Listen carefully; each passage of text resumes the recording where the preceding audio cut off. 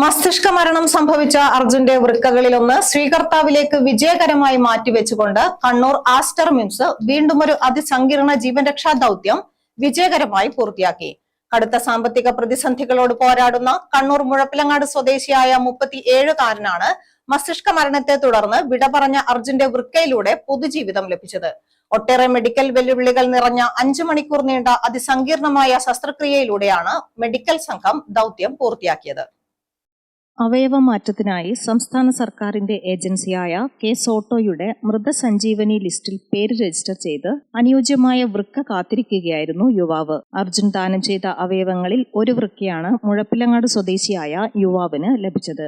കഴിഞ്ഞ 3 വർഷമായി കണ്ണൂർ ആസ്റ്റർ മിംസിൽ വൃക്ക തകരാറിനെ തുടർന്ന് ചികിത്സയിലായിരുന്നു യുവാവ്. ദാതാവിൽ നിന്ന് വൃക്ക പുറത്തെടുത്ത മെഡിക്കൽ സംഘം തന്നെയാണ് അവയവം സ്വീകർത്താവിലേക്ക് വെച്ചുപിടിപ്പിക്കുന്ന ശസ്ത്രക്രിയയും നിർവഹിച്ചത്.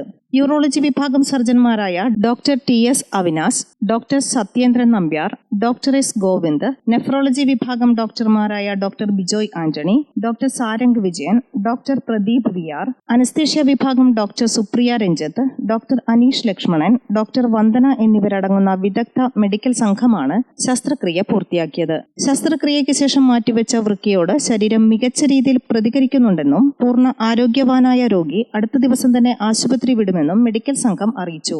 ഏറെ സങ്കീർണവും വേഗതയേറിയതുമായ പ്രക്രിയകളുടെ ഏകോപനവും ആവശ്യമായ ഒരു ദൗത്യമായിരുന്നു ഇതെന്നും Aster MIMS Kannur chief operating officer doctor Anoop Nambiar പറഞ്ഞു.